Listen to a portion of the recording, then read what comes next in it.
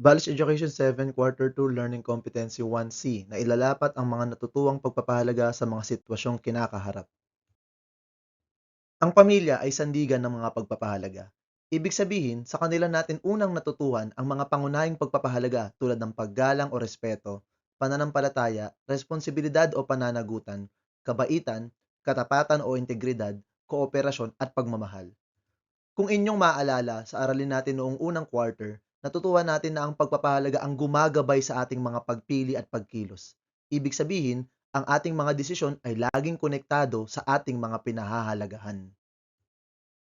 Napag-usapan din natin sa ating aralin noong first quarter ang mga problema o hamon sa buhay na kinakaharap ng isang batang katulad mo, tulad ng peer pressure, bullying, problema sa pag-aaral, impluensya ng social media, at problema sa pamilya.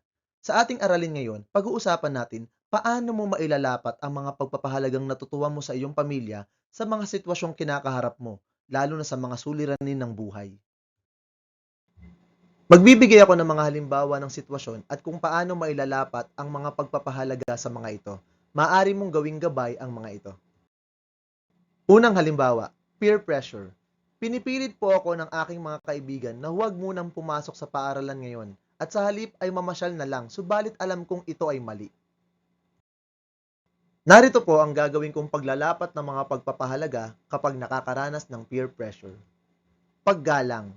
Gagalangin ko po ang mga alituntunin ng aking mga magulang tungkol sa pag-aaral at pakikipagkaibigan.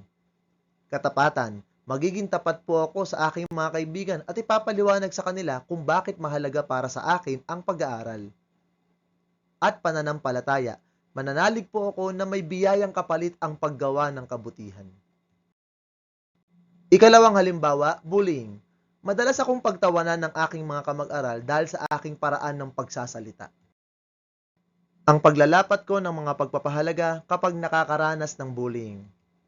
Kabaitan. Sa halip na gumanti, kabaitan ang aking isusukli dahil lalala pa ang sitwasyon kung ako ay gaganti. Kooperasyon. Manghihingi po ako ng tulong sa guro o counselor at mga magulang dahil alam kong hindi ko po kailangang harapin ito ng nag-iisa. At pagmamahal.